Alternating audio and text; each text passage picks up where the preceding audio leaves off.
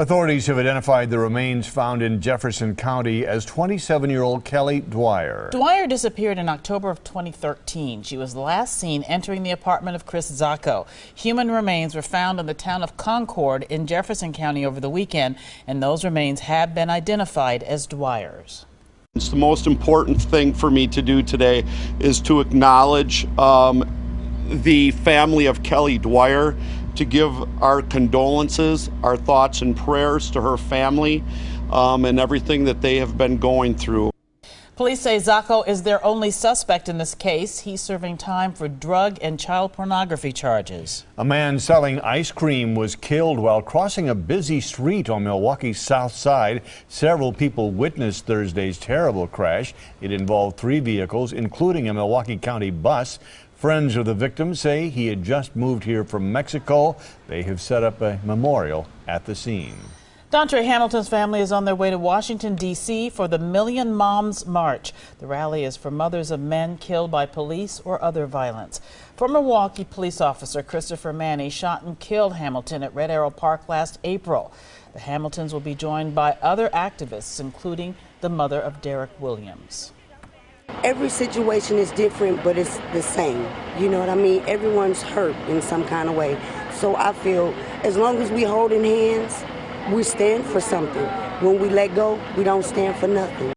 Williams died while handcuffed in the back of a Milwaukee police squad car back in 2011. It is a sure sign of spring. City crews working to patch potholes, and they got some help from Mayor Tom Barrett today. He joined a DPW crew on the city's south side, patching some of those potholes. You are encouraged to call the city to report potholes. They try and get out there within 3 or 4 days. Time now to check on the forecast. Here's Chief Meteorologist John Milan. And today was a warm one. Matter of fact, the warmest day of 2015 so far. High temperature 81. Look at the average, should be around 62 degrees. Last time we saw 80 actually was last Sunday, but this surpassed it by 1 degree, and that's only the second 80 we've seen so far this year. Lots of 80s and 70s out to the west, so we have one more day before the cool air out to the west starts to push in behind a cold front that's generating lots of showers and thunderstorms across the area. And everybody got in on the 80s for the most part, with the exception of Port Washington and Sheboygan and Racine. Everybody else inland, 83, Burlington 82. In Watertown, look at Fond du Lac up at 85, and Kenosha also at 85 degrees. Through the evening hours, the temperatures will hold basically in the 70s, so it is going to be a warm, little on the muggy side night. Temperatures along the lakeshore, though, if you get a little wind shift, those will drop. Dew points basically everywhere in the 50s, so a little muggy, but also some areas dropping back into the 40s and 30s, especially if you get a little bit of a southeast wind component. Tonight's low temperatures will be almost summer-like, 63.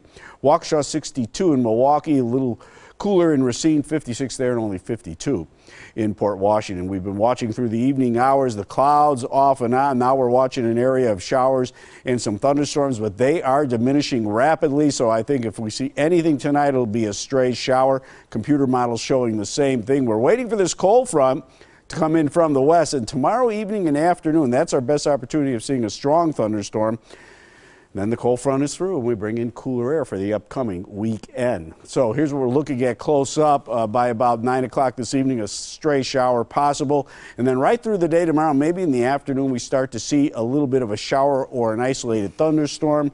But again, right here, you can see from Milwaukee County south, around 8 o'clock on Friday evening, the best opportunity of showers and thunder showers. And we're not going to see a lot of rain right through the period. We're going to see only about 1/10 of an inch through the early part of the weekend, and maybe 1/3 of an inch by the time the weekend is over, unless you're under one of those storms. 62 overnight tonight, some patchy fog, an isolated shower, and then right on into tomorrow, we'll see morning sunshine, still warm and humid, afternoon showers and thunderstorms. Tomorrow night, in the evening hours, best opportunity of storms, 52 degrees.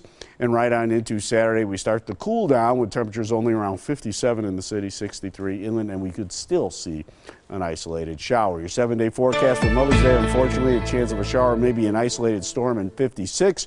Showers still into Monday, 67 degrees. And then another cool down, northeast winds, 54 Tuesday, 56 on Wednesday.